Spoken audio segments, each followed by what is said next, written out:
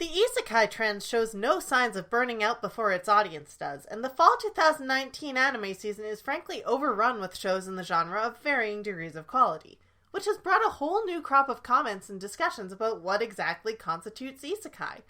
Also known as portal fantasy, the definition of an isekai story is simple. A character from normal Earth is transported to another world. That's it. But since isekai is the genre du jour of trashy harem anime after they chewed up and spit out the supernatural battle academy genre, which is just building itself back up to respectability, the question still gets asked. So I'll try to clear up some of the splinters. Number 1. Is it isekai if it doesn't have a harem, a bland overpowered protagonist, or various other current trendy elements? Yes. Every 3 weeks or so, someone comes up with the idea to tell their friends and or favorite social media site, "Psst, the Wizard of Oz is technically isekai, and so are half the plotlines in Digimon." Yes. Yes, they are. This isn't cursed knowledge, it's a normal understanding of what words mean. All isekai is a genre where a character from Earth goes to another world, or debatably from one world to another in general.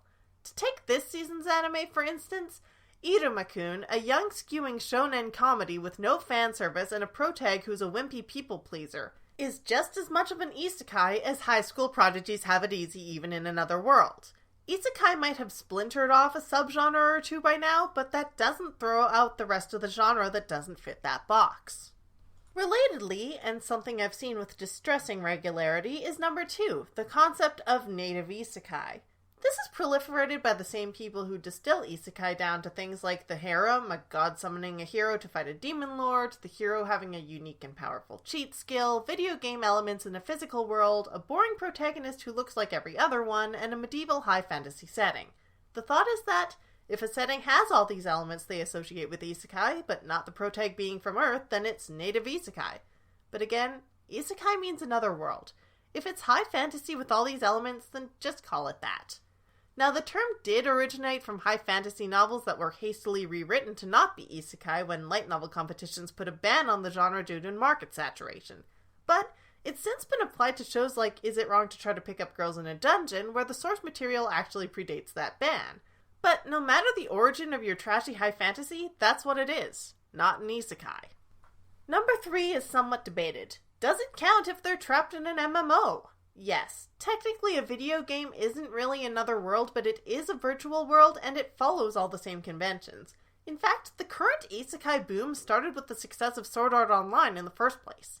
Just like isekai harems are no less isekai than the children's adventures that once dominated the genre, the video game subgenre is well established.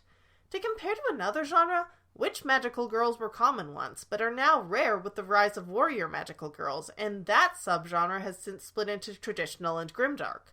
All those types are still magical girls. It's the same with isekai. Game isekai counts. But some other things don't count as isekai beyond the non-portal high fantasy, and that brings us to number 4. Shows where the world has changed, but it's still the same world. Dr. Stone is not an isekai. Yes, Senku and company have to adapt, and yes, they may be changing the society they find themselves in, just like Mind's quest to bring literacy to commoners and ascendance of a bookworm. But they weren't transported to another world. Quite the opposite. They stayed put for 3,700 years, and the world changed around them. Time travel stories are generally not isekai, though some, like Inuyasha, have all the trappings of it to count. And then there's stuff like Master of Ragnarok, where it says it's time travel, but it's clearly isekai because that is not what history was like, but that show was too far up its own rear end to make any sense anyway. The label of the isekai genre only has the connotations that it does in a post-SAO world because of the proliferation of a specific type. And this might be a problem for a while, at least until the harems move on to reviving the girls with guns genre or something. But in the end, a portal fantasy is just a portal fantasy. There are different subgenres, but none is more valid than the other, and slotting a work into a genre isn't putting a judgment of morals or quality onto it. That's just how it is. I know most of you are here for my opinions on anime, but speaking of isekai, I and the rest of the Chorus Battle Central mod team, plus the fine people at Utaite Connect, are running a chorus battle called Isekai Entertainment Chorus Battle. So if you're a Utaite who participates in chorus battles, or you know someone who does, check out the link in the description. It's also a good CB for beginners, as the songs are TV-sized, the teams are small, and there's no set story, so you have a lot of freedom. And if everything I just said went over your head, but you like fan covers of anime songs, check out the other link for our Chorus Battle FAQ. This is Secret Identity Studio, and Isekai no longer sounds like a word.